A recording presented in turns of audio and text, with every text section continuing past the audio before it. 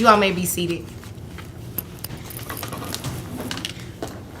Mr. Wilson, you brought this case before the court. What's going on?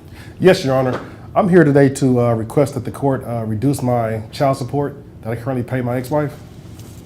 Currently, I pay $800 a month, but up until last year, I worked for the city, and now I'm currently self-employed, and I make considerably less money. So I was requesting that my child support be lowered to reflect that. Before we go any further, where is Mrs. White? I don't know. You sent her notice that she was supposed to be here today, right? Yes, she was served. Okay. So I guess she didn't understand how serious this was today. The courtroom rises as Judge Thunder takes the bench and calls the Wilson case. Mr. Wilson explains he is requesting a reduction in his $800 monthly child support. He shares that he previously worked for the city but is now self-employed, earning significantly less income. Because of this financial change, he believes the current order no longer reflects his reality. When asked about Mrs. White's absence, he confirms she was properly served notice. All right. So you said that you used to work for the city. Yes. And now you're self-employed. Yes, I am. And what do you do self-employed? I own a tow truck business company. Okay. Are you making more money or less money now? I'm making less money. I have a lot more expenses being self-employed, but I make less money. All right, all right. So based on what you provided to the court, you have some receipts Yes, I do. showing what you pay in what daycare expenses. I also see a 1099 here that you have from workers. You have what, 2 employees? Yes. Then I'm also seeing a tax return here. Judge Thunder begins reviewing Mr. Wilson's employment history. He confirms that he now owns a tow truck business and earns less than before, largely due to higher self-employment expenses. The judge carefully examines the documents submitted, including receipts, daycare costs, a 1099 form, employee records, and a recent tax return. These financial papers are crucial, as they help the court determine whether his income has genuinely decreased. Based on this tax return, I have your earnings. It has gone down. Mm-hmm. It has gone down. I have you at about $3,700 now.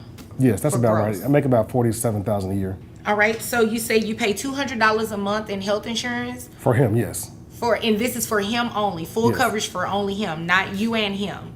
Yeah, it's about, with both of us, it's about $450. Okay. Just want to make sure because you don't get any credit for yourself. It's only credit for health insurance for your son. You Understood. understand that, right? Yes. Okay.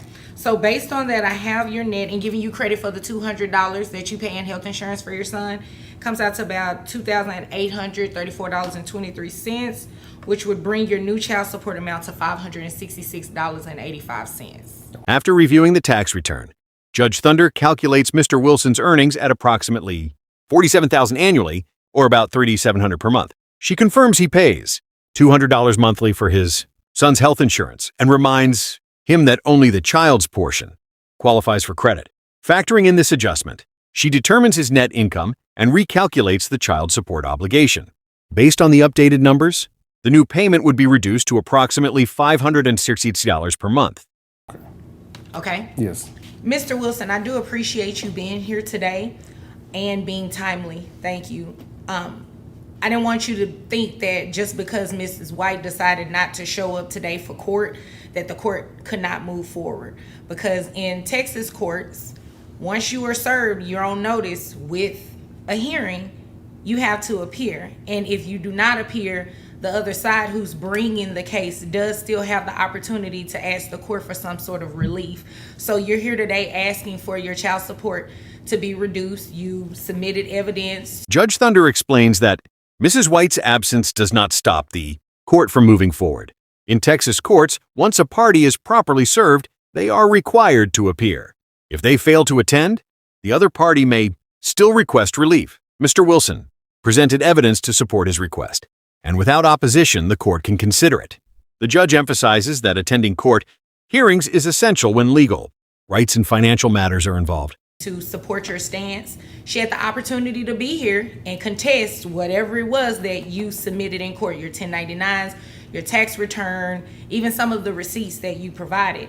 but it was a missed opportunity for her because she decided not to come to court.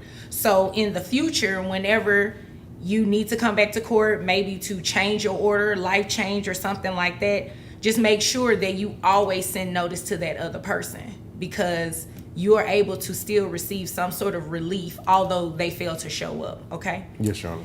Is there anything further? No. Okay. Thank Well, you. thank you. You're welcome. The judge notes that Mrs. White had the opportunity to contest the financial documents, including the 1099, tax return, and receipts, but chose not to appear. That decision ultimately limited her ability to challenge the request. Judge Thunder advises Mr. Wilson to always provide proper notice if future modifications are needed due to life changes. With no further matters to address, the judge grants the adjustment and dismisses the case.